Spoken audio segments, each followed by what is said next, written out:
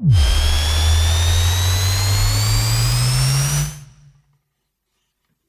the gym and in the car, with our advice you could go far. We fuck things up and we make mistakes, and talk about our sexy dates. We host events and go to clubs, but most of all we're still in love. It's getting hard for this to rhyme, just as well 'cause it's bed hopping time. Hello and welcome to the Bed Hoppers podcast. My name's Mr. H. I am Mrs. H. Thank you for joining us today as we ebb ever closer to our 200th episode. If only we had a plan in place to celebrate that. What number is this? I don't know. It's a number. It's like 19 something or other. We're nearly there. We're very nearly there, and then we can pack it all and in, then you fold can away, pack it all in. and burn it all to the ground. Delete all. everything. Yes, it's all gonna disappear. That's great. Wow. Probably. I don't know. Keep listening. It'll Find out. descend into mediocrity. Will Mr. H finally reach a breakdown? Will Mrs. H finally give a shit? Who knows? I'll Turn up launch for more. my own rival podcast. Really? Point. Yeah. Hop bedders. Oh. No, I don't know what I'd call a podcast on my own. Really? H. Just Mrs. H's sleazy bedtime. I think it would do quite well for Sleazy about 2 bedtime weeks, trick? and then I'd run out of things to say. I don't think that it'd actually get launched. You don't have the technology. Oh my God. I'd find someone. You'd find someone. Yeah. Oh, okay. That's nice of you. Yeah. Am I dead at this point, or are you just doing your own Who thing? knows? You're just like, I don't You've care. gone into your mediocrity slump. My you medi- don't care. My mediocrity slump. Yeah, it's like one of your albums. My mediocrity slump has lasted at least 197 episodes, so why not carry on, right? Exactly. But thank you for joining us today. We have got some delightful special guests with us. We're going to play a recording where we spoke to them via the power of Zoom. Not that the method of which, means a lot to you necessarily, gentle listener, but I just wanted to say Zoom. Very of its time, isn't it, Zoom? Very 2020. Yeah. Very popular. Still around, though. Other recording platforms are, of course, available. But yeah, we speak to the delightful Ticket2Ride, Yes. and we find out about being relatively straight, right? Relatively about straight, yeah. not being able to fantasize about stuff. They talk about their origins, how they came together, and they touch briefly on their superhero name, which is fun. Yeah, it is. Yeah, all sorts of things. Don't give any spoilers away, Oh, though. yeah, but you're on the roller coaster now, so Yeah. these don't count as spoilers. It's all the same content, so I can tell you a little bit about what you're going to hear. But the cool thing is, right, the really cool thing that's totally different to that, and something that we may or may not mention throughout the course of the interview, I can't remember, I edited it like a couple of days ago, so it's well past that time, innit, is that we've actually got an announcement. Oh, okay. Yeah. Is it that you're retiring from a show? No, it's not that I'm retiring from the show. And I did hear the round of applause that echoed out across the nation. In fact, across the globe. nation? The nation, yes. Wow. Yes, he's finally stopped talking. Well, it'll take more than that to stop me. However, we want to announce a wonderful new event. We're pairing with delightful Kate from Wanderlust Swingers course. once more. Wonder Hoppers. Wonder Hoppers, as we've word smashed the thing. Someone did that. That's a thing. Anyway, on the 19th, that's Saturday 19th of April, Yeah. we are hosting a social event in Manchester. We're heading up north. And you might say, why Manchester? Well, that's because Kate's never been and wanted to go there. Do you know what? I've never been either. I have been to Manchester many, many times, but not for a long while. Anyway, the point is if you're up north, right, and you're not down south, you can actually come along and come to a social that we're hosting. It's going to have fun, games, interactive stuff. It's all going to be really cool. And also, you don't have to travel so far. You don't have to come all the way down to the south to do it. We have to travel for a long time We'll to get... do that for you. Like we'll the bare travel necessities there. will come to you. We will. And if you look under the rocks and plants and get a glance at my fancy pants and maybe try a few. But anyway, we're going to do that. So that's something that we've announced. There are tickets available via the show link. Show links, notes, whatever ones it is that's underneath the podcast where it's all written down, whatnot. You can click on that or copy and paste it, I don't know, depending on your browser or whatnot. And it will take you to a place where you can grab those tickets. Now, of course, you may be in the south thinking, oh man, I really want to go, but it's such a long distance. Well, we're doing it. Well, we're doing it. So you can do it. You can grab your tickets and travel up. And then we can all send each other voice notes in the car. That'll be fun, won't it? We could be like, hey, this is like your own private personal podcast or something like that. I don't know. We'll be Easter bunnies that weekend. We 'Cause will. it is in the middle of Easter. It We do is- know this. We know that can be a challenging time, but fuck the kids. We're not saying fuck the kids. You but- can't say that. Yeah, fuck the kids. Like, have a great time without them. They'll get over it. Whatever childhood trauma It's they've just one received. day. It's just one day. Maybe. It's probably they've had worse trauma at some point or Oh other. my God. And this will help you get closer to your partner or find other partners if you're a single person and have an enjoyable night. And you can't buy that sort of happiness. Well, you can by You purchasing can buy these a ticket tickets. for Yeah, that there we go. happiness. Easter happiness. Easter happiness at our Manchester. There may or may not be chocolate. I don't know. I don't know what's going on. I mean, there's got to be some chocolate, right? No, I don't think there is chocolate. Oh. I think if there is chocolate, it will be chocolate that you've bought and put in the car and taken with Surely you. there'll be an Easter-themed cocktail. I don't look. You're making up shit. I am. You have no idea. Oh, You we'll see. literally have no clue. You've not even seen the ticket page. There's a ticket page. Yes, there is a ticket No, I page. haven't seen it. It's been around for weeks. Oh, It's been in our Discord for weeks. wow. So one of the things we do is if you Yes. come to one of our Yes. events or you're one of the patrons, then actually you get access to the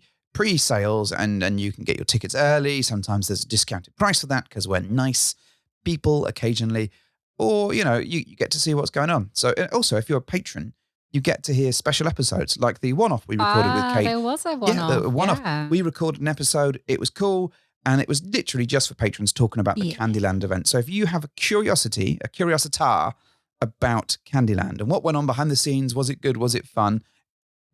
Spoiler, yes. Yeah. But you can become a member of our Patreon and listen to that and also listen to episodes in advance.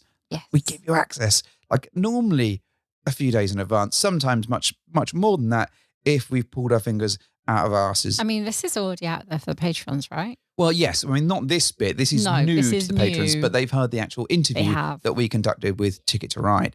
So, in summary, Ticket2Ride interview coming up and tickets to our Manchester social on the 19th of April available in the show. And before that, we're going to Thailand. Yes. So we're just talking about stuff that we're doing now. I'm just like excited because next month we're going to Thailand. So what I thought, right, on the build up to Thailand, I want to look my best. I want to get all this, like, this good behaviour. Gotta get your gains. Gotta get my gains. Gotta get my 6-pack going and all that sort of shit. That's never actually happened, by the way, gentle listener. Why stop there? Go for an 8-pack. Go for an 8-pack. Be like Kylo Ren. Kylo Ren has an 8-pack. Yeah. You are, of course, referring to the undercover boss SNL. Yeah, but I it think it is. resonates with me. Yes. I like to think that Kylo Ren does have an 8-pack. I heard Kylo Ren has an 8-pack. Anyways, so we've got that coming up. So we thought we're going to be really good. We're going to have like a really wholesome sort of lead up to this. No, literally every weekend that we've got up to that point, we have another adventure. Bit busy. Yeah, but life is for living. In the week, you can be good. You have to go on living. Do you know he's bloody 71 now? Yes, I do know that he's bloody bloody 71. That's outrageous. He was like 92 in Buffy. You asked if he was a vampire. He's supposed to be ageless. You've let us down, Spike, James Masters, whatever your name is. The actor is 71. I can't get over that. Really? You'd probably get under it, though. No, he's 71. You sure? But also, that is like mad. 71. I remember watching Buffy and thinking, wow, he's hot. Are you sure it's 71 and not like 61? No, he's 71. I've read it. Not on Reddit. I don't go on Reddit. It's horrible. It's like the dark web for you, isn't it? It is like the dark web. But I have read it somewhere that he is 71. Okay, well. Shocked. Well, if you watched Buffy back in the day and you enjoyed Once More with Feeling, good on you. Go and watch it again while he's young. Well, he's forever young, locked in place, and enjoy some of the, I was shooketh. Shooketh that you've discovered. But, one day we'll be 71. Well, hopefully, that's the plan. We may be doing the podcast still. Probably. I'll be like, and now episode 3992. Where some 71-year-olds just get on shots. Well, the thing is, right, I know someone out there will do the math and someone will be like, no, actually, Mr. H, what you're saying is that you'll be on episode 392. Well, and this is the worst podcast episode ever. We're still scrabbling around in the dirt for content like normal. But anyways, so we've got that coming up. We've got some busy weekends and hopefully some different things that we'll be talking about soon enough. Yeah. We're going to keep doing some interviews because they're really fun. Hopefully you're enjoying them. If you'd like to be interviewed, get in touch. Yes. And we'll see what we can do about that. Right, let's play the thing. We've got something that's just for you. Holy shit, it's an interview. I'd like to welcome to the show today some guests who are fresh off the back of Candyland event with us. I want to welcome B and J. We'll have no snickering with the BJ comments. We've already been through that. But welcome to the show. They are sweet like ice cream. Thank you for joining us. Hi, thank you. Hi. Joining us today, right? How do you feel? How are you doing? You okay? You ready to rumble? Pretty good. I think it's fair to say we've been more alive in the past than we are heading into this week. We're what, on a Thursday night, Wednesday night? Wednesday night. We're doing all right. We're good. Swing over is just about gone from the week. All the bang over. I've heard. The bang over, yeah. Swing over's good. That works as well. Yeah. Swinger flu in the post. Yes. Always. Absolutely. Even if you don't get swinger flu, there's always the fear of it because you've spoken so much and talked so much. Well, maybe it's just me. My throat feels sore anyway. And I'm like, is this going to develop into something horrid? So nothing to do with then. Well, but that's the thing. You don't know. Is it swinger flu or is it the talking? It could be a thrilling combination of the two. It could be both. Yeah. It was a Saturday morning. My voice was very much half an octave lower than it normally is. And it was like, no, this is because Friday was loud and there was lots of talking. Like that's all this is. Nothing is developing here. And that was before the room crawl. And before the room crawl, yeah. Oh, that room crawl does take it out of you. It's tremendous fun, but you end up speaking so much. It's crazy. Yeah. And it's super hot as well. It's really, really hot. It wipes you out for a bit. Definitely. Do you feel replete with peopling then? Yeah, we did a lot of peopling. I mean, do you need air quotes there for peopling? Mingling. We did a lot of mingling. We did a lot of mingling. Oh, you're calling it now. All right. Yeah. Well, I think that was on the agenda. Mingling. Was that it was good. I think we could have peopled harder, but I think the level of peopling was sufficient. Like we're topped up for a little while. So that's good. Well, that bodes well. So we're going to jump straight in and focus on you folks instead of every bugger else. So how would you describe yourselves? You knew this was coming and you got to do it for each other. Go. B has actually described himself in a passing conversation. And so I'm going to do that first. And I'll tell you the words that I would use. So he says that sarcasm is his love language, and excessive sarcasm means that he's comfortable with you. Self-depreciating and a cunning linguist is how he would describe himself, which I would agree with all of that. But I would also say funny and a handsome geek. I'm going to add very fair. He was very generous about himself. Very, very generous. Well, I was put on the spot in a similar situation. and as we might come on to later, Jay sometimes struggles with how to express things. So that was just what kind of came to mind in a self-depreciating fashion, I might add. And not into sarcasm. No, exactly. No sarcasm at all. No. It kind of reminded me of Blind Date, to be fair. Oh, yeah. When they used to do that little intro and describe themselves in the third person. Yeah, it could do with being punnier if it was for Blind Date, though, I think. Now's your chance. No pressure. Well, no, I'm not sure I can do the same for Jay. I think my description of her would be that she is kind of cuddly and curvy, but curvy in all the right ways, because curvy as a definition, I think, is quite a terrible one. It can mean a lot of different things to a lot of different people. To me, it means she's just right. And there's a good old dash of nerdery and stuff in there as well, I think.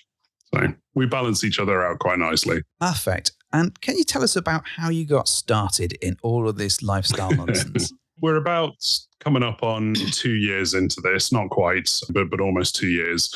It sort of stemmed from we kind of realized that a lot of our traditional old friend group that we'd had for years had sort of disintegrated or dissolved, and that quite a lot of the people that we were checking in on and used to keep in touch with weren't making any efforts to check in on us and keep in touch with us. So we sort of backed ourselves away a little bit and found that, like, well, hang on a minute, where do we go find new friends?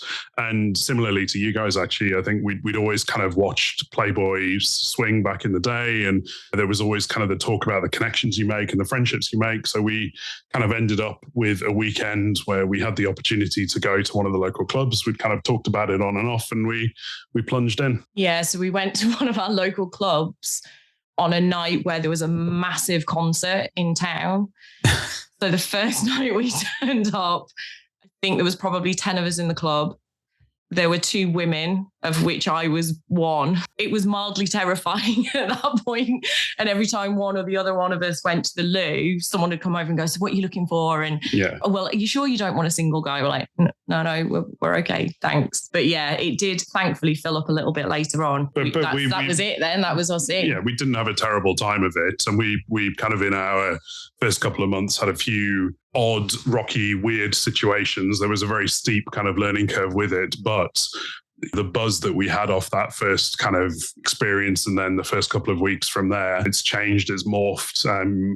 You don't kind of hit those same highs in the same way again, but we're now, like I say, coming up on the 2-year mark, and we've met some fantastic people along the way. And we've also learned that pants off friends are the best kinds of friends, because you can pretty much cover any topic you like, going from stupidity to nerdery to discussions about HRT and periods and vasectomies to sexy pictures and all the things in between. And often in the same conversation as well. Absolutely. Very much in the same conversation. Yeah. So I'm curious, who brought it up? Who first brought it to whom? It would have been me. Yeah, probably. I don't know. It always, because we always watch Playboy Swing, which I had found and put we on. Always and almost like critiqued, like we knew what we were doing anyway. But it was kind of like, it was just a nice thing to watch, that like the sort of struggle, if you want to watch something a bit saucy, can be a challenge to find something that's not French and incomprehensible or my washing machine's broken, just absolutely ridiculous. So sort of Swing as an emotional lead-in was actually quite a reasonable choice. It wasn't that was a destination we were looking for at the time. It was just that whole having a bit of build-up, having a bit of chit-chat with people, having a bit of fun times, having a debrief was quite a nice kind of non-threatening thing to sit and watch. Yeah, I think it also fed into the fact that, certainly for me, attraction isn't necessarily physical. It's more to do with the people. So in like the sort of hardcore just turn up and fuck each other doesn't really do it for me on any level. Whereas at least they were real people that you sort of got an insight into their lives and you felt like you knew them in inverted commas, but you got a little bit of their backstory and you saw them chatting and playing games and stuff. So it felt a bit more like you at least got to know them and you could see what was happening that way. It wasn't necessarily like a particular fantasy or desire that we had to go do stuff with others. It was just, this looks like it could be quite fun. And we've been together for a long time, kind of 20 odd years or so. So we kind of, we get how each other are most of the time, unless we get it wrong, which also happens. But yeah, it just seemed like a good thing to do. And I'm glad we did. Yeah, I think Swing set us up quite well as well, because in the car on the way there, we were like, right, rules. What's happening with this? What about this? Do we do this? Is this allowed? Is that allowed? What if this happens? So we'd already got a lot of that stuff laid down. And actually looking back now, most of that hasn't actually changed, I don't think. Although you still wouldn't let me print a contract. That's all very 50 Shades of Grey, isn't it? When it turns up and has a contract. Yeah. Although I think you're knocking French films way too harshly there. I mean, why do you think I'm learning Duolingo? It's just so I can understand what's going on in these. Fair play. No, but you can't deny that if you think of saucy films, something French is what will pop into your mind. No, I love it. A French film. Well, cinema. This is true. Did you ever watch, and this is off track, I guess, but that's not unusual for me, the polyamory series? The sort of. Oh. No. Yeah, I got the impression there was a little bit more arguing and stuff being set up to be confrontational, which, as much as we enjoy that, isn't necessarily where we thrive. Yeah. What was the one where they put 3 of them in a house and then sort of triple play? Yeah. And then foreplay. That was all MTV for me. Yeah, it got a bit almost Big Brothery, where they were like almost forcing arguments, and that was then immediately 69 Things to Do Before You Die, Toy Ride with Nikki. Toy Ride, Nikki and Dan. Nikki and Dan, yeah. Although the polyamory one was not necessarily inciting drama from the makers of a documentary so much. They did that themselves quite adequately. But I got quite obsessed with it because there was always something we were like, oh my God, look what he's doing now. No, that's never going to work. It was quite interesting to watch though. But the polyamory bit that led us to Playboy Swing, because we were like, there may be other sort of documentary style reality TV things that are naughty that include actual sex. And then let's go see that's like. So you started a couple of years ago, and what did you go in with? What was your dynamic then, and how has it changed since that point? What's your dynamic now? Yeah, I think we initially were looking for couples just because that seemed like a sort of sensible starting point. Obviously, given the nights that we were on, that's not really what we found on our first experience. But it was originally our name on the platforms was called testing waters or something along those lines, because that was very much our approach, was just kind of take things half a step, one step, two steps at a time, and see how we felt, how we found it, how we got on. We don't have. Again, this is, I think, one of the things we've learned around singles, couples, throuple, mores, whatever you might call it, that it all can be very situational about what you're looking for. And ultimately, we're just kind of looking to have a nice time with nice people. As crap a word as nice is, it kind of encapsulates what we're looking for on one level. So dynamic-wise, I don't think it's particularly evolved or shifted. Not massively. No, we've always been together. And then just kind of seen from there. I do sometimes feel like I lose you over the other side of an audience, kind of just occasionally look up to check that you're still there. But I do feel that I want, for the record, 2 years ago, you to hear you sat here on a sofa saying that I might lose you on the other side of an orgy. Yeah. I was like, he's over there somewhere. Not heard him yelp for help, so he must still be all fine somewhere. What have you learned about yourselves on that journey? So for me, it has been massive self-confidence boost, definitely huge self-confidence boost. And funnily enough, literally over the last couple of weeks, as we had New Year and then Candyland, I was looking at my outfits and going, you'd have told me even 6 months ago that is what I would be wearing in public, in inverted commas, to an event, I would have just gone, you must be off your rocker. There was no way. Yeah. So yeah, my confidence has definitely boosted an awful lot. 10 years ago, you said stuff along the lines of, well, why would I buy fancy lingerie? Because I'm only going to take it off again. Yeah, my lingerie budget has extended somewhat. Definitely. I think that's probably my big one, self-confidence, self-esteem. Yeah, I guess, I mean, it's a similar sort of theme for me, I suppose. I struggle quite hard to believe that other people might find me attractive or might like me or want to play with me. So it's a similar sort of self-esteem thing that sort of snowballs a little bit of, like, it just chips away at all those years of being inside your own head and all the nonsense that stems back from when you're young at school and what have you. I guess I've also been on a bit of a fitness kick in the last year, kind of learning to actually run and doing 5Ks and doing a half marathon and losing a ton of weight and swimming and all this kind of stuff. And it's not that is for the lifestyle, but like, by Christ, that's a good motivator to keep yourself honest with that stuff. Other people see you naked. It really is, you're right. And it's a good motivator for each other sometimes, I think, because as much as you want to look good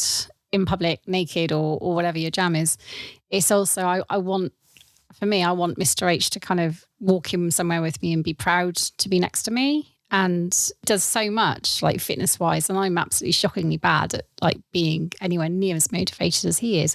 But equally, I don't want to be the weak link and have him look at me and think, oh no, she's just not even trying anymore. So it's a good motivator, I think, for both of us sometimes. I don't imagine he could ever think that. No, not at all. Now go and give me 20 press-ups and run around the block a couple of times and it'll be absolutely fine. I do want to say that your outfits on New Year and throughout Candyland were absolutely fantastic. Wonderful. And you both look great. Yeah. Excellent work. Well done. Well done jobs all round. I'm sure if people find your account later on, when we mention it and all that sort of stuff, they'll be able to have sneak peeks of whatever was being worn, maybe, perhaps. I don't know. I don't know if Candyland is, actually. We can address that. My Candyland might be on there, I think. Yeah. Or a version of what I wore for Candyland might be on there. I don't know whether my New Year one is on there, but that can be rectified, I think. I don't even know how you got into that. It was, fashion show. What is the easiest thing? It's literally looking at, like, it's all elastic. It's like a climbing harness. So you literally kind of just once you've worked out which way is up, and it's all elastic, so you just step into it and then just put the straps over the top. It's probably easier than putting like a bra and pants on, to be honest. I think it's designed that way because I think at one point you and I had an embrace, and I think my hand got caught in it, and I think that is by design. Just slipped, Your Honour. Yeah, exactly. I remember at one point you were trying to undo something. I was like, you don't need to undo. Literally, it just like dipped off. Oh, it's all coming out now, isn't it? I genuinely don't remember doing that, but that does sound like it would be something I would do. It does sound exactly like something. It does sound a lot like something I would do. So that's what you've learned about yourselves. Next right? question. Yeah. And in a moment, Mrs. H is going to have a question for you. But what I want to know is, what have you learned about other people? I think we've sort of covered this one a little bit already, in that part of it is that lifestyle people generally seem to be a bit more chilled out and relaxed about topics that are perhaps more taboo in vanilla life. So conversations that we've had with friends about things like HRT, perimenopause, vasectomies, just generally sex positions, anything, you sort of flows backwards and forwards between that and mundane, this rubbishy thing is going on in my work. So that is really nice, I think, because we did come into this looking for friends, but I don't think we necessarily expected that part of it, for it just to be quite so free flowing. And I guess maybe a slightly more negative thing is, for such a, on the surface, inclusive and open community, there are still some such weird pockets of closed offness and bigoted mindedness, for want of a better word, particularly around kind of bisexuality in guys and that kind of stuff. And I have seen, again, in our brief time doing this, that sort of is shifting slowly. And it seems to be like spring, that it's kind of shifting a little bit further south down the country, but it hasn't quite got up to where we are yet. But it's nice to see that sort of change in the wind, if you like. But it is kind of weird. It's like we want to accept everything and do this crazy lifestyle stuff, but not that, you dirty pervert, go away. Yeah. I find that quite strange. I do wonder if the recent political landscape in other countries may perhaps influence that, and perhaps not. I don't think that's helped. Positive way. And I do think that for the most part, the lifestyle, certainly our little bubble of it, is very inclusive.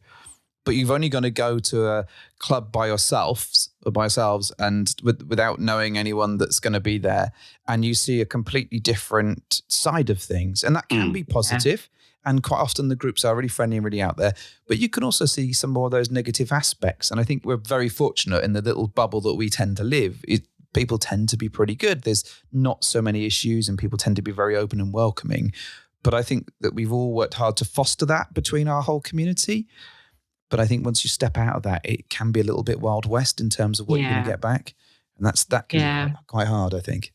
I think one of the other things which, again, never occurred to me is that actually some of the skills you have to learn in the lifestyle in order to deal with people, I've actually found really useful at work.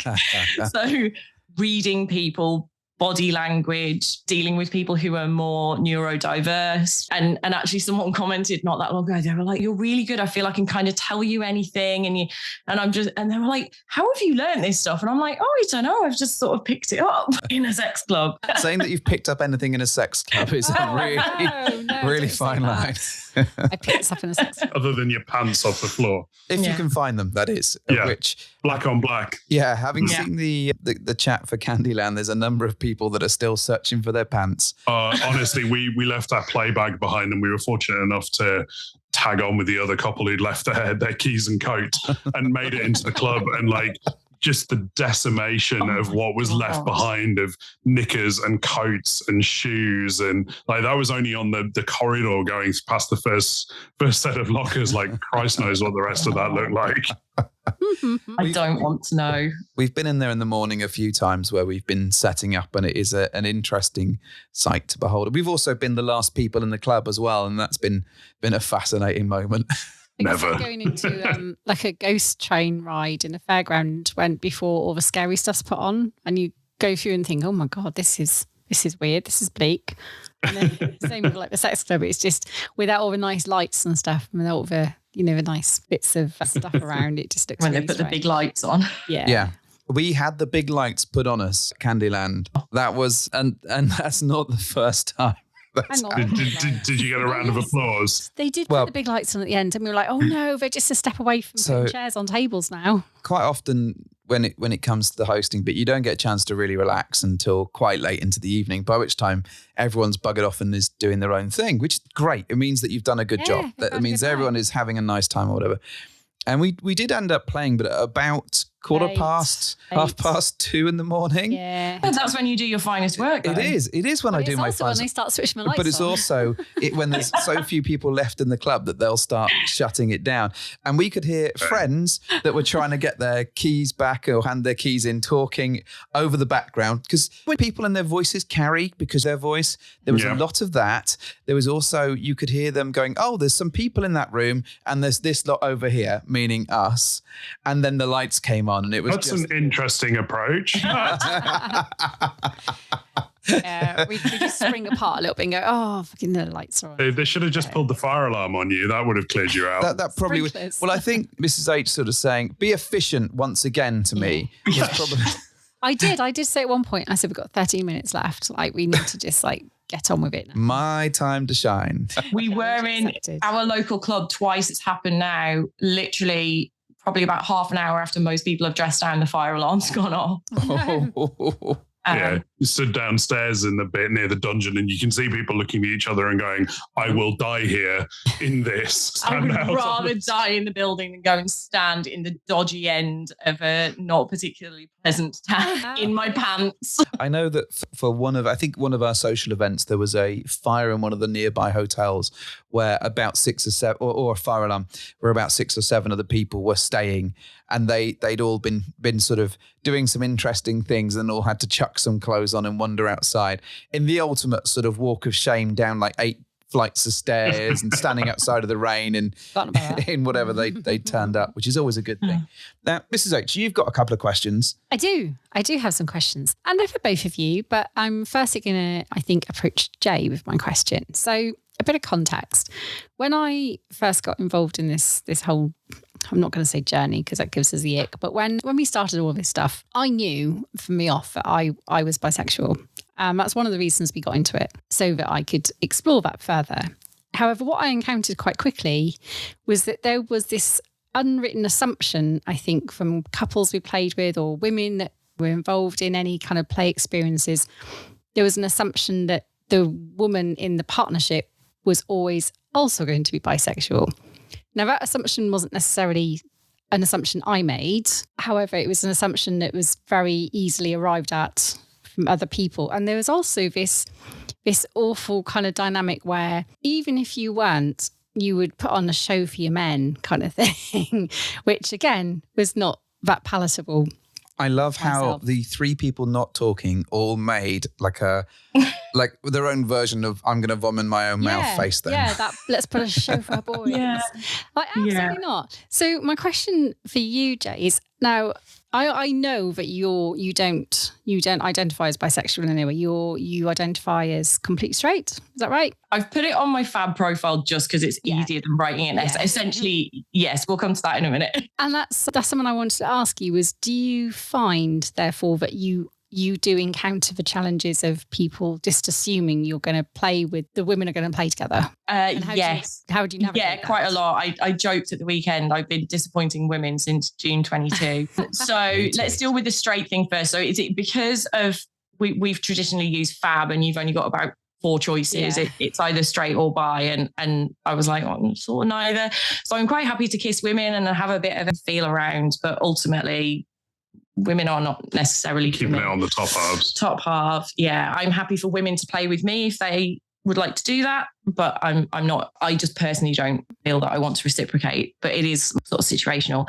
Yes, I do feel like there is a little bit of an assumption that is going to be the case, and it sometimes, particularly we're based more northern, it feels more like that up here, but I don't know whether that's just because when we've been in the south, we've been in your group and they're maybe perhaps a little bit more, I don't know, slightly different crowd. But yeah, it does feel a little bit like that up here, and they'll sort of send the woman over to approach you because women kissing is okay. But we've managed to sort of... it's never been a problem in an actual play situation. And actually, I've noticed certainly within your community, people are better at just before we start, straight or bi, straight kind of let's get the ground rules sorted. But yeah, it is something definitely that there is that assumption. But then on the flip side, the boys can't be gay. No, we can't have bi boys because that's not acceptable. That is shifting slightly, I think. But that is it. There is a very double standard. Yeah. But again, I guess it's more kind of the situations we've ended up playing and the people we've ended up playing with that there's always mostly has been a bit more of an upfront connection or chat or something that means that there's not been any situations that have been uncomfortable for that, awkward for that reason. And it's not, but it is also a useful filter though when we're talking to people in a bar or whatever, and they kind of reference the putting on a show kind of a thing, or I'd love to be there to see that, and you're like, well, yeah, lovely, great. thank you very much. I'm just going to go and talk to these people over here. Yeah, because of our play style, I think because we tend to get to know people rather than just kind of turn up and pile in. It's not been an issue, but you can tell that some people, there is a bit of an assumption, yeah. What have been the main challenges that you've faced? Obviously, you talked a little about a lack of bi-ness there, perhaps, but what other sort of things have been a challenge? Very, very early on, we're going to have to be a little bit careful so that we protect the guilty. We played with a couple, in inverted commas, went round to, we met them previously, went round to theirs for a play date, a private play date, our first one ever. We'd probably been in the lifestyle maybe about 5 weeks. We met them on our first night. We met them on our very first night. They knew that we were new. Just chatted with them then. Yeah, anyway, there was a couple of red flags that if I look back now, if it was us walking in now, we'd have just gone, thank you very much. This has been a lovely conversation. We're just going to do one. But of course we were new and slightly naive and what have you, and taking people, I guess, at face value. But we started playing originally with our own partners and then the boys swapped over, and she excused herself. Anyway, there was then a bit of a hoo-ha in the WhatsApp chat as apparently they had split up. We were like, oh my God. I mean, you can imagine that new in, we were like, oh my God, what have we done? And it took quite a lot that took a huge step back to go, hang on a minute. They invited us into their relationship. If they can't deal with that, then that's their problem. And it turned out that they were actually friends with benefits and she had caught feelings that he didn't have and all of that sort of stuff. So we have since seen him and we've sort of had a bit of a catch up and whatnot. But yeah, that was quite interesting early doors. Wow. Very early doors. Yeah. There was another slightly odd one that was, again, we'd kind of met a couple where they were up our way. He was working up this way and she'd come to visit, and we'd played, had quite a nice time, and then had arranged to kind of meet up just him because she was back home. And in hindsight, with naivety, we had tried to be accommodating and kind of include her in what was going on by setting it up so that she could Skype in on the telly in her living room to be part of the chat, to be part of the build up, and then kind of part of whatever may follow on. And that just wasn't a satisfactory thing, because she was just this voice of God you mentioned, as the Zoom person says we're recording. There's this voice of God knows what in the corner on the telly chipping in. She was almost like a conductor, and she said, I want to see you do that to her, it was. We tried to freeze and pretend that we'd lost connection at one point, but it didn't stick. Yeah, going through a tunnel, they say, swiping their hands in front of the camera. That's so awkward. But again, it's one of those, like, we thought we were doing the right thing, and in hindsight, like, just that wasn't going to work. Yeah, it would have been better if we just not included her at all in some ways. But you live and learn, don't you?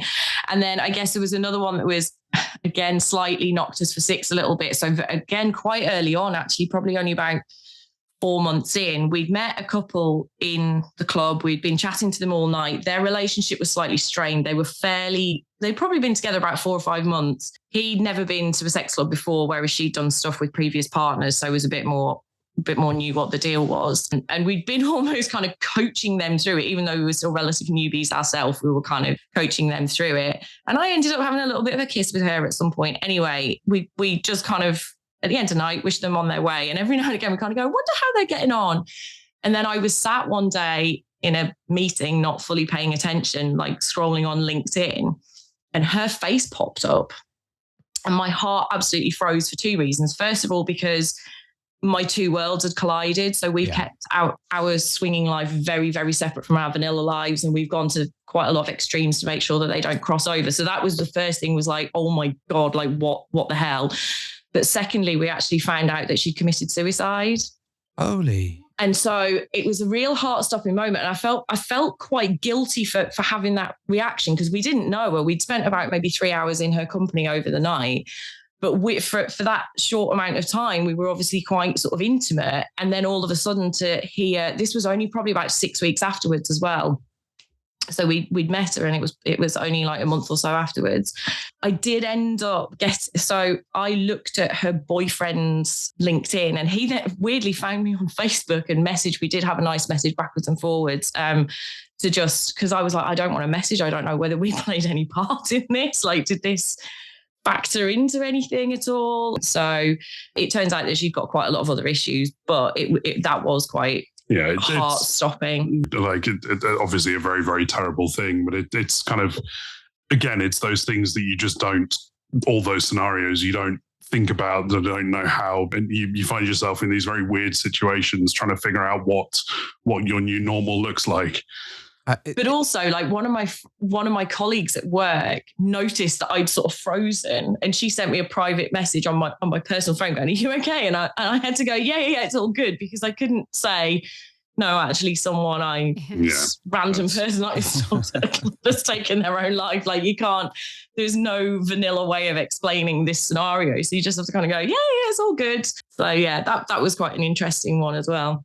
It's really tricky when you're starting out, because, like you say, you just can't counter for everything. And as much as you can prepare and you can watch things like Swing and listen to podcasts and all that sort of stuff, life is just too random. And we've had couples split up when we've been there and they've been in our house. That was an interesting one. And we've had sort of people be too drunk and almost pass out. And then when you start adding in the events as well, because that's your next learning curve. It's like not just regular events, because I'm quite used to doing events and stuff at work. It's fine. I've done like hundreds of those things, but just the randomness of sexy people plus an event plus God knows what else is really tricky to manage and guess what's going to happen. There's always some curveball that you just haven't considered will happen one day, and then when it does, like, another one. It's definitely chaos theory. There's definitely Jeff Goldblum sat in the back of a van putting drips of water on your hand. Oh, I wish. You absolutely do. Like Jeff Goldblum. So talking of being new, what sort of advice would you give to newbies? And communication is absolutely not the one answer you can give, because everyone says it, even though I've banned people from saying it. This is why we prep. So I think the biggest thing is you do you.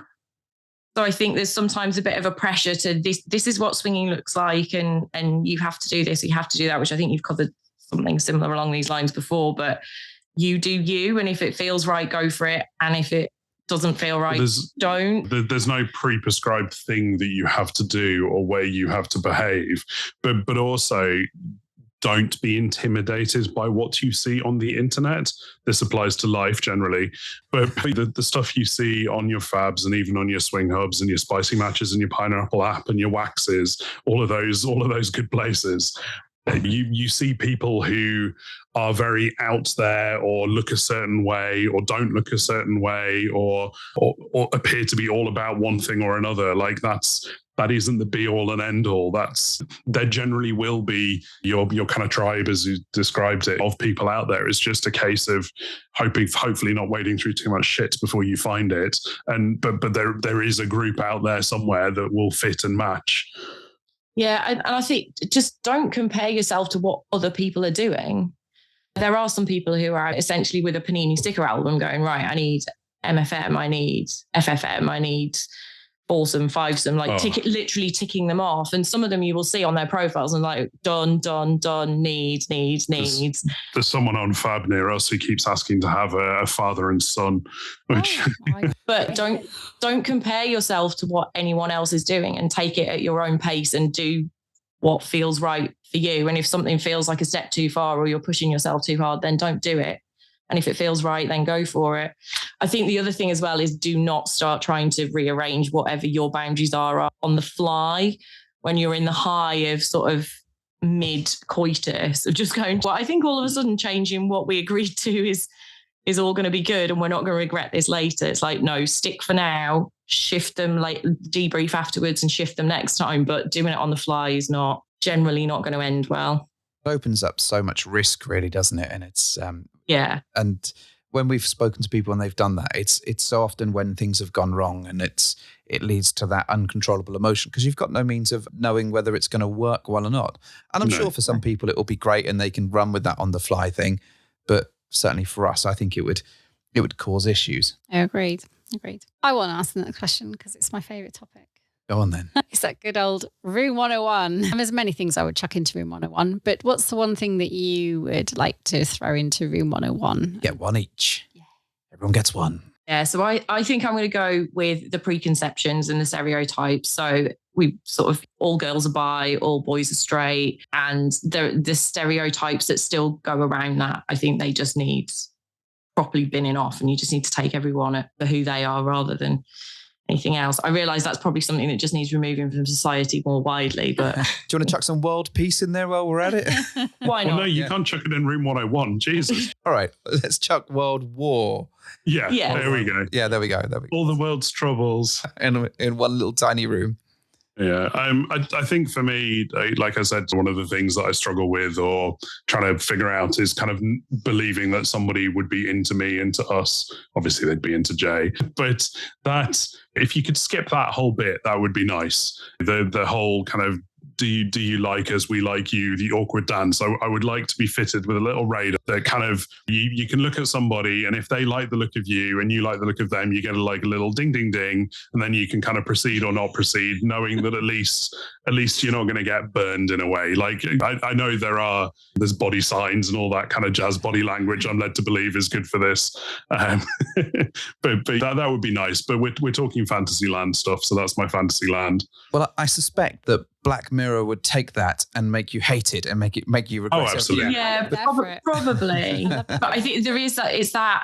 Do you put yourself out there and make yourself incredibly vulnerable and kind of either lean in for a kiss or kind of message someone in the hope that you don't get rejected? Yeah. And I think, again, coming back to the reading the body language, we've definitely, or I feel like I've got better at it, but there are definitely people who are not very good at it. And there was actually one time where we got retrospectively asked whether we would have played with a couple, and that got quite tricky to handle. I think it is really tricky, and I think you can live your life looking back at these things and investigating them and overthinking it. I often, in fact, I said it today in a different chat group. I said it's a bit like when you have a different chat group. Yeah, I am. Awful of me. Not even my own. I'm everywhere you must now. Be in like 100 by now. Probably. But that moment when you have an argument with someone and then you go away from that argument and you think of a great clap back and a great comeback. We should have said something like that. And I look back at some encounters where I'm like, why didn't I say, I don't know, why don't we slip into something a little less uncomfortable and making that move and being really, but that never happens because I'm often worried about saying that. I'm worried about the rejection. I don't read signals that well. I think it's fair to say. I thought you were going to go into some no fear quote with you miss 100% of the opportunities you don't take. Yes, this is 100% true, but I still shit myself every shot I take nonetheless. That's why you miss the opportunities if you're shitting yourself. Yeah, that's why. So many bathroom changes in one night. It's terrible. But it is true. I often think back to those moments where I was like, if only I'd have asked this, or why didn't we ask that? And then they move off with somebody else. And I'm like, that could have been us. Why isn't that us? And my brain is going, well, you didn't actually mention it to them. And why didn't you? And they're probably there going, well, I kind of wasn't sure, but they didn't really seem interested. So we moved on. Yeah. And that's happened so many times. And throughout the career, for want of a better phrase, certainly in early days, we're universally awful at it.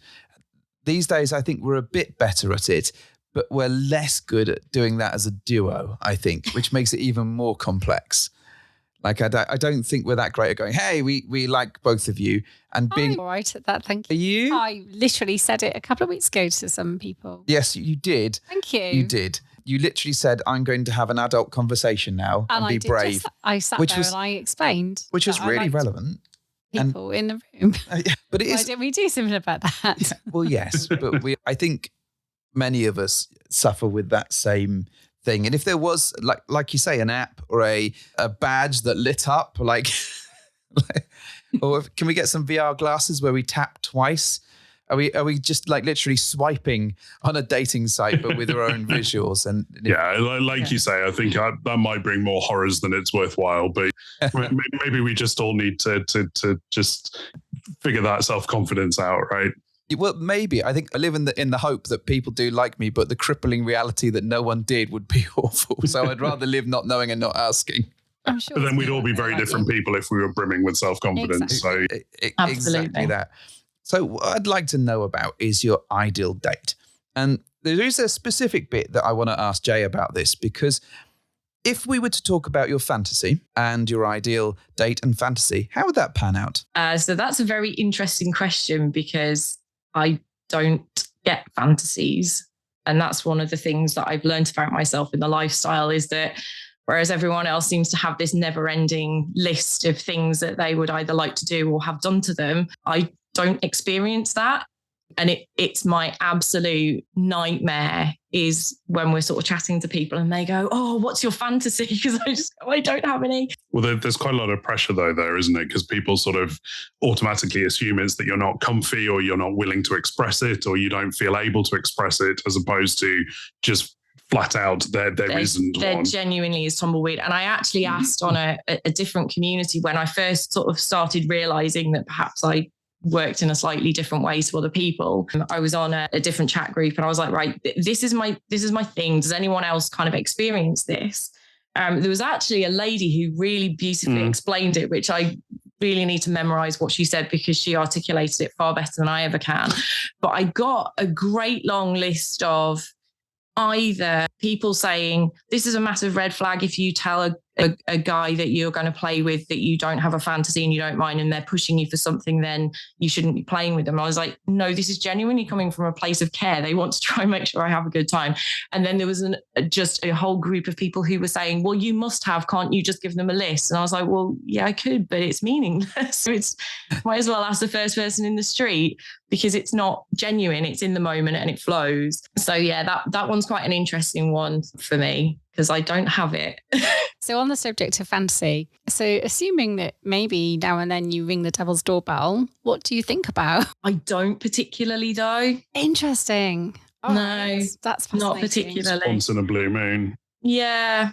So you say. I couldn't even tell you. I don't, it just, there's no, don't know. I don't think I could even, I can't, yeah, just white noise and tumbleweed. Well, that's never been something that's particularly been a go-to for you for sleep or for sleep or anything else. But also, there's it's not even like I replay something that's happened. I genuinely couldn't tell. Well, that feels ridiculous. I don't know the answer. But it's kind of interesting to me, because again, when we were chatting about coming to do this with you guys, and that was one of the things that you were kind of panicking about, was like, well, what would my ideal date look like? Because we haven't really been on one, or we don't really know. And you just could not visualize. And I was like, but it doesn't need to be something you've done. It's like, what would be a string of events that you wanted to do that you might enjoy? And you just really struggled with pulling that together. That's fascinating. Now I feel bad having asked that question. That's what the edit's for, right? Well, I mean, there's obviously things that you like, I guess. Nando's. Lots of Nando's with Fanta sprinkling on the top. Nando's fantasy. No. But this is back to that, like it's doing nice things with nice people. Like you're very much you have a lot of fun in the moments. You don't pillow princess anything either if it's okay. I mean, you join in, you make sure everything and everyone is taken care of at the right appropriate times and moments. It's just, if I ask you about it afterwards, this is another struggle of my life. If you ask Jay, like, how did you like that meal, or what did you think of the film, or what did you think of whatever? You goes, yeah, it was fine. High praise indeed. That is an absolute ringing endorsement. So I make a joke about having to mentally recalibrate, chisel the register, but I think it does fundamentally kind of tie back to a similar sort of root cause, I think. So we didn't actually give you an answer to our perfect date, did we? Well, I've got an answer. Right, go on then. Let's go. I'm going to go on your date. Where are you taking me? Well, we funnily enough, we've got one booked in the diary. That's true. So there's one scenario we've done and one scenario coming up that I would describe as being pretty close to kind of an ideal lifestyle weekend. One was we ended up with a gaggle of us, for want of a better term, in an Airbnb in the Midlands somewhere, where we kind of arrive on the Friday night, and we didn't have any particular agenda for the Saturday. A bit of a walk, a bit of a blow out in the fresh air, for want of a better expression. It had a rooftop terrace. Grabbing a pizza, spending some time in the jacuzzi. But it's that ability to be in a safe space with safe people who are funny, friendly, fun to be around and letting your guard down and just enjoying that time. And then the thing that we have planned is there's a couple that we get on like a house on fire with that are coming up our way to go to a comedy gig. And then there's 2 clubs in our local area. So they're here for 2 nights. We'll go see both clubs, but one of them is the scene of the crime where our adventure started. We've never had a particularly great experience there. So it will be nice to go and have a good experience there, which I'm sure we will do. Excellent. A good friend of ours always says service station rules, and that you can have a great time in a service station if you go there with the right people. Yeah, absolutely. Yeah. And I think that's the tricky thing about clubs. And in fact, we were talking about this just today. When you talk about clubs and events and stuff, your review is often entirely based on the night that you had. And did you hook up? Did you meet people? Not about the venue itself, which can only do so much for you. And it's a really interesting thing. It's the balance of expectations, isn't it? Of what you take in. But I mean, particularly with us being a little bit out of the way, I guess, we quite often, because we've done clubs that are kind of out of our region, for want of a better phrase, when we say we've been to Penthouse, like, oh, what's it like? It's like, well, we were there as part of a private party, so I've got no idea what it's like on a normal Saturday night, but we had a great time. But then it was a curated group of people who were put there. It's a strange one with Penthouse, because we've been there a couple of times when we've not hosted there, and it's been those particular nights happen to be really quiet ones. Not suggesting that all nights at Penthouse are quiet, often that it is quite busy, but I think on one night there was about 17, 18 people or something in it. Really quiet. And you can imagine the size of that place with you'd rattle around. Yeah, it was quite a weird experience. It was, and that was quite strange. And so our initial impression was great club, but if there's no one there, then it doesn't give you the vibe that you're after. And it's really hard to play with people if they don't exist. Particularly if you can't fantasize them. Well, yeah, if you can't fantasize about it, then yeah. So do you have any questions for us at all that you'd like us to answer while we're here? Yeah, I think go first. I was curious, like you're on episode 198 by this point. Like about that. It's a fair few. It's a big number. You've been doing the events and the socials and that kind of stuff alongside Kate, depending on what kind of an event it is. I was curious, kind of how embedded is doing this podcast? How much is it a part of your lives that if you had to stop doing it, how bereft would you feel? I'd have so much more free time. So much more free time. I mean, Mr. H threatens on a regular basis to stop it because it's a very lone wolf pursuit for him. He does all the stuff, all the techie stuff, and I just turn up, apparently. I have... Just dial it in. Yeah. Hello. Just literally phoning it in there. No, not at all. She doesn't. But so I have a hissy fit about once a month or so about the podcast. I'm going to burn it all to the ground, delete it all. No one's going to be able to find anything.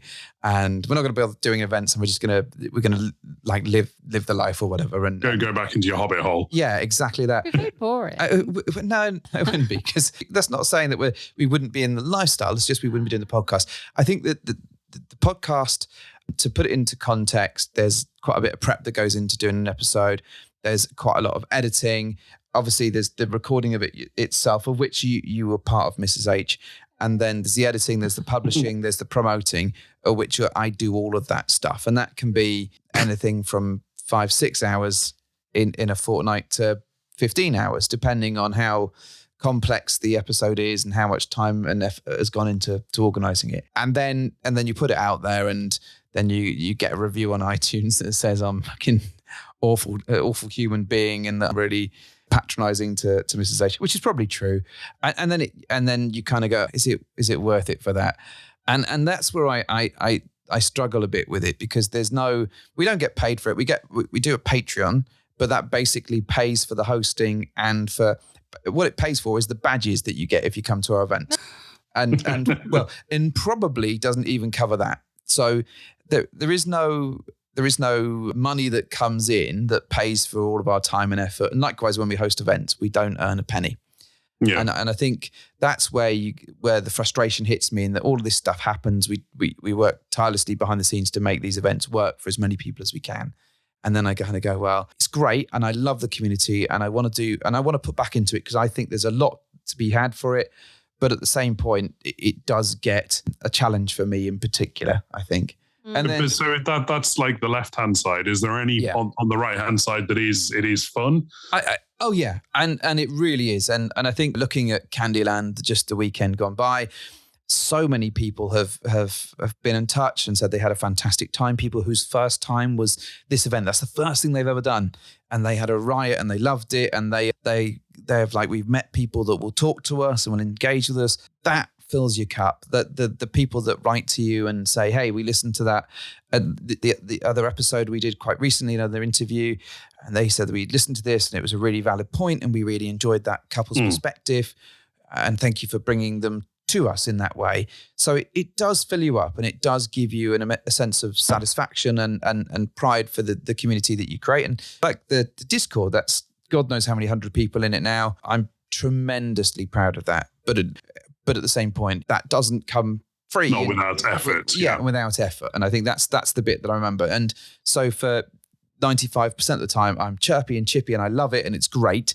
And then I flip a table and I go, well, I'm going to burn it all to the ground and I hate everything now because especially if it goes wrong. I do get all this and I have nothing but admiration for the amount of effort you put into. And you're right, we don't make any money out of any of all this stuff. We do it purely because we want to better the community. But I think part of me is so privileged, I think, to be able to at least normalise some very socially unacceptable, unorthodox topics sometimes. And the more we can chip away at normalising things which people shouldn't feel shame for and should just embrace who they are and what they do and who they choose to be with, the better. And so it's also really wonderful when you do end up covering a topic which people do reach out about and say, oh, it's really great that you covered something like this, because you don't often hear things like this talked about the way we talk about it. I suppose for me, it's a chat with my best mate, you know, and he absolutely is my soulmate and my best friend. And I find it very cathartic sometimes to sit down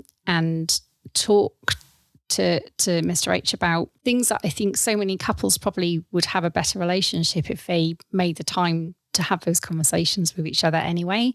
So again, normalizing things which can strengthen your relationship is really important as well. Yeah. It's all very valid. It's an interesting one. I like the running the events. You're like, yay, we've brought this great community together, but boo, we're hosting, so we don't get to interact with them in the way that we like. It's like, hey, well, look at all these sexy people.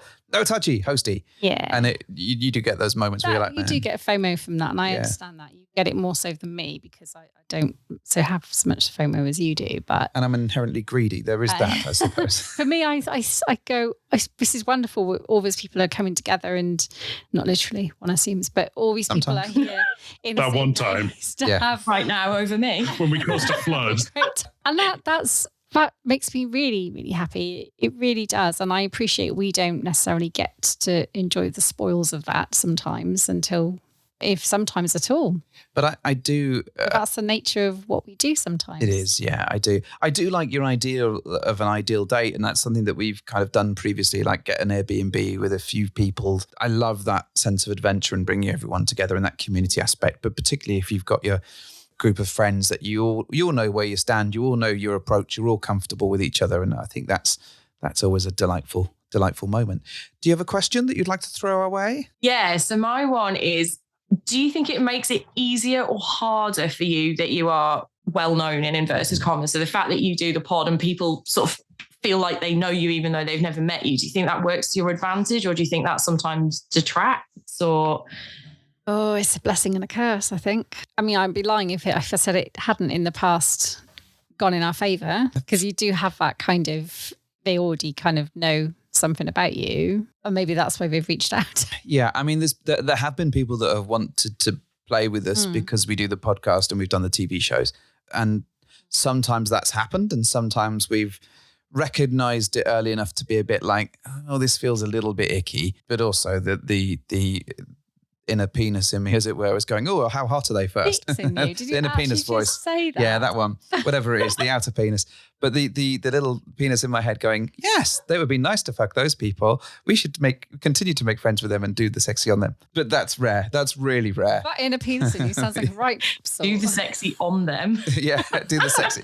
Going to totally do a sex on them. That's great. In many ways, it is great in that people know who we are. But as a result, some people won't have anything to do with this. And that's the nature of it. If that means they've listened to who we are or seen us on the show or don't care for what we do, then in a way it helps the selection process. Yeah. And to be fair, like creating the events and that community and the socials and stuff, that's brought, for the most part, our kind of people to us. Yeah. Occasionally you'll get people who have listened to the show and have not taken out what you've been trying to put across. They've really read it wrong. And that's like, oh, and not to compare yourself to like songwriters and stuff, but when someone totally misreads the meaning of a song and like Good Riddance, Time of Your Life being played at weddings. It's like one of the number one wedding songs and people have clearly not really listened to it. It's like that. And so there is that element to it. I think for the most part, it's been a pretty good thing, and it's brought us to the attention of some really nice people, or introduce us to their friends or whatever. So it's helped grow that community. It's not to say there hasn't been a downside, and sometimes when you're sat there talking to people, it's quite funny because if people really listen to the show, if they're really into it, and they've listened to all 197 plus the crossovers and all the other stuff, and they've seen the TV show, when you start talking, they just sort of fade out, and they just kind of glaze over because they're just listening to your voice, and they just they're having their own personal podcast in a conversation. And then they're like, oh, you don't know anything about us. And then they don't say anything. And then you end up filling in the gaps, and they like you filling in the gaps. So we go away going, well, I felt like I talked loads, not unusual for me, of course, but I feel like I know nothing about them. And I'm like, oh. And they said that they were going to tell us lots about themselves, and they just didn't stump that. But that's happened a few times, right? So yeah, it's that's rambly, but you'd expect no less from me, I'm sure. I was going to say, this sounds like ideal date territory. Talk about yourself and do a sexy. He does frequently. This is absolutely his ideal date. Talk about myself. Have I told you about myself? That's why my ideal date often involves karaoke, because it's putting another microphone in front of me. It's just a different way for you to hear my voice. And I had no guarantee on quality on that either. Yeah, I'm not getting involved in that one. Hey, we saw your stamp today. That looked like a seal of approval. So somebody bought me that stamp for Christmas. Me. And this stamp featured. It was on our Discord chat. Yeah. I didn't see it. Yeah. So yeah. My immediate comment was, I wonder if anyone's got that as a tattoo. Someone did have stamped on them when the day I gave it to you. Yes. No, the day after I gave day it after to you. you get. So someone may have had that stamped on them, which is fine. I was Permanently? Not permanently. It washed off apparently after a couple of days, so it is relatively washed safe. off with what? I don't know. I wasn't there at that point. I'd long since disappeared. Were there any UV lights anywhere? No, UV lights in a swinging household's probably not a great shout. Or indeed one with pets either. No one wants any of that nonsense. No. Not a good shout. But yeah, so I do have a stamp. We did at one point have temporary tattoos with our faces on, which probably speaks a lot about my ego. Yeah. It was a drawing that I'd done of myself. That's how low I'll stoop occasionally. But it was good fun, and people did wear them, so that's the main thing. If he had no choice, he slapped it on them. No, they actually wanted And it. also the temporary tattoo. Did you not ask for consent? They did. I'm going to say that room 101's about to get something else in it. Sweet. No, I'll keep this. This is a delightful story, the likes of which anyone can tell their family probably. So anything else that you want to ask us? We did have a joke that we would like to tell you, which is a bit of an in-joke with some others, if you wouldn't mind. Oh, please. Yes. Please Yeah, do. so it was used at one of your events as a line to pull, potentially. Okay. And it's become a bit of a running joke. So what do you call a Frenchman wearing sandals? Go for it. Philippe Falon. This is intentionally terrible, but someone out there might take it quite kindly. Yes. Loving that. I know what's going to happen. You're going to cut this out, or I'm going to have to cut this out and put this at the end with Carolyn reading it out. Oh, And yeah, take it as a- we need Carolyn reading it. Have you got a joke? And she'll be like, yeah, do that. You told us quite a good one at Candyland. We got a live joke. Wow, well, don't spoil it then, just in case it's the same one. Oh, is it the same one? She can only remember one at a time. But yes, I do remember telling you that joke. For all the blowing that we had done, we got a joke. Which Oh, in dear. context sounds a lot worse than it is. Yeah. Yeah, those gummy bears will never be the same again. Those gummy bears, honestly, I blew them up from the first point and then stood up and I was dizzy for like 10 minutes. I was like, hey, this is great. And then they were quite flaccid, those bears. You just couldn't, like, the little bit of the nipple that you have to do with your teeth. He's clearly not got the expertise. I think the fact that I did all of them by myself was probably why they weren't so good. Thank you. And then what got me is I did those and then while we were in, this is all for our room crawl at Candyland as we were prepping, and then blew up these, I don't know, like, what are they, 40 centimeters? 6 bears, but they were quite big, weren't they? Yeah, they were quite big. Yeah. Blew those up initially, not to they weren't going to pop standard. That's definitely how inflated they were. And then I was like, oh, I'm a bit dizzy now. Sat down, and then immediately Kate threw some other balloons at me to blow up. Sitting down. And while you're there, just crack on with these. So I did end up blowing up a lot of balloons, which all fell down rather gloriously. And it looked like a clown's crack den was my official description of the rest. It's like the party had already happened. Yeah. And we walked in the next morning like, oh. Yeah, I think blowing them up the day before, because they were just normal balloons. They were just, the helium had all disappeared, hadn't it? We've got a big bag with most of our room crawl stuff in it. So other than the Switch, which we need for Mario Kart, the rest of it just sort of lives in a bag. But I need to take the wank Skittle bottles out because you actually can't see the Skittles inside for all the dust that's come off. Surely that is a picture that's got to go in the Discord and the chat at some point. Absolutely. I can put it in alongside the bag of dicks because I very much overcated on the dick and boobage required for trophies. There was one particular highlight from our room crawl which just made me absolutely howl, and I didn't take a picture because they weren't people that I knew particularly well, so I didn't want to be randomly taking pictures of people. But in the game String Me Along, where you have to feed string down your clothes and back and then up and down the next person in your team, we had 10 people in the room, and they very quickly worked out that if they weren't wearing clothes, then it was easier to thread it through. So I just kind of set them away. I looked over to watch Mario Kart for a second, and when I turned around, it was just like pretty much everyone was down to their pants. And there was like open shirts. There were shirts on the floor. And I was like, I wish I could have just taken a picture. They were brilliant, all of them. They like properly threw themselves into it. My work here is done. Yeah, and they got quite competitive. That's good. That's what we want. We want them to take part and then go to the club. But there is no evidence of this other than our collective memories. That's probably a good thing. We'd have to burn a lot of that evidence if we had. Yeah. I want to say a huge thank you to both of you for coming onto the show. It's been absolutely fabulous having a lovely chat with you. Where can people find you in the world? So we are on most platforms. We are Ticket2 and Ride, all one word. So we're on most things. Yeah, we've kind of, not unfortunately, we are on Fab. That is the one that is kind of the Rolodex of keeping in touch with people. And as Swing Hub kind of is slowly picking up steam, we are also there, but not a mega presence. But then we're app slags, so we have dipped our toes in all of the different things to see what happens. Yeah, I would say they're probably the main two. That might be just the technologist in me.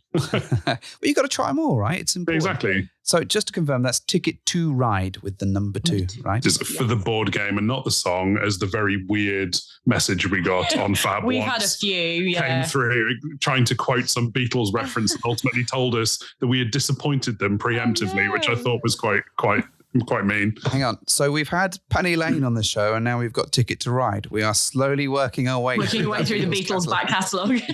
Well, thank you very much for joining us. It's absolutely been our pleasure to have you on. Oh, well, thanks for having us.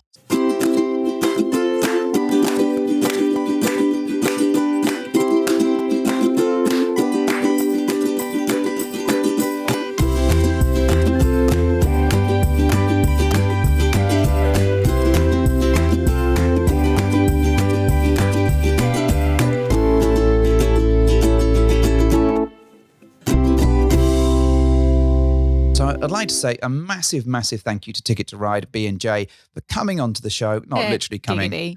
B&J. But for taking time out to speak to us, having a good old natter, revealing some of their precious secrets, and, just generally being awesome people. Mm. Oh. I have a joke. You have a joke, do you? I do have a joke. Well, this is not the joke bit. Well, this is the post-interview bit, right? Oh, yeah. Okay, well, I'll hold my joke then. In terms of components, dear, you see, the way it works is normally we do an intro, then we play the thing, then we come back in and we go, hey, thanks, folks, you were great. The bit where we say, hey, if you want to find out where Ticket2Ride are, look for the show notes. listen to what they said. Well, I foreshadowed the fact that there was a joke coming at the other end bit.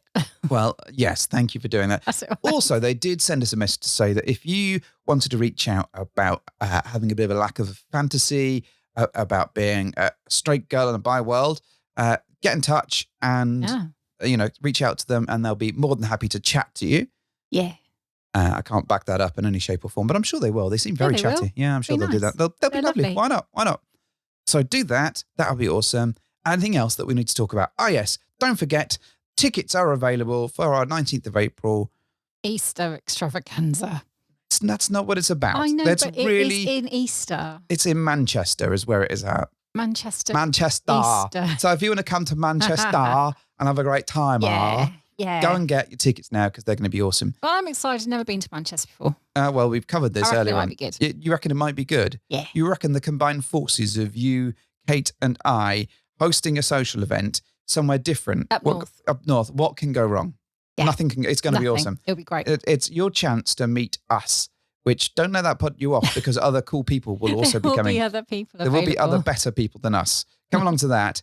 And we've already sold quite a few tickets already. Nice. Thanks to the sort of pre-sales in our Discord. Oh, and don't forget, if you want to sign up to our Patreon, that's cool. You'll also get early access to different things and get bonus episodes, which is a cool, sexy thing that you can do and support us. Cool. Right, enough self-promotion. Mrs. H, do you think? And thank you for hopping into our bed.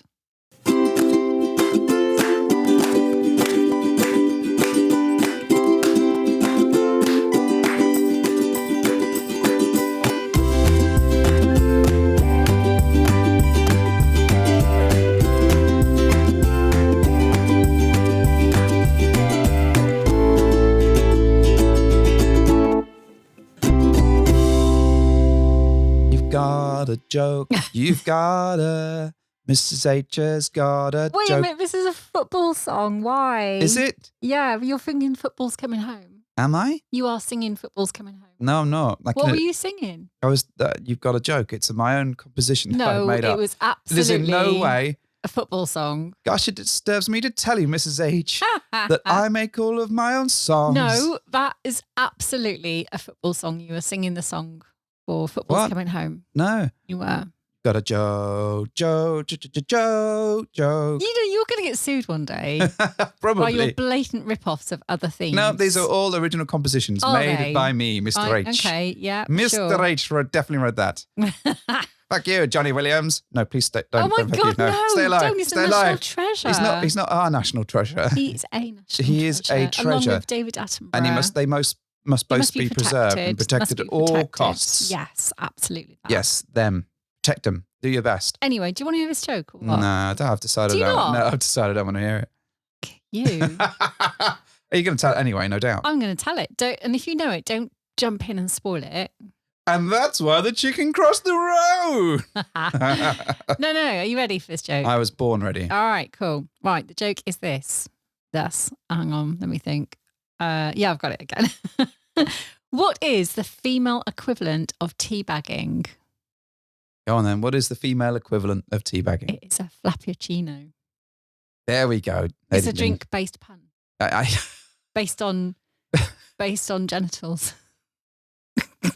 Is that because teabagging is like tea bags? Well, yeah, tea bags is a drink, right? therefore It's a tea. drink-based. Tea. And Yeah. Frappuccino is like a Is cappuccino. Yeah, Drink. which is also a Also a drink. hot drink-based pun. Yes, I see what you've done But there's genitals involved in both.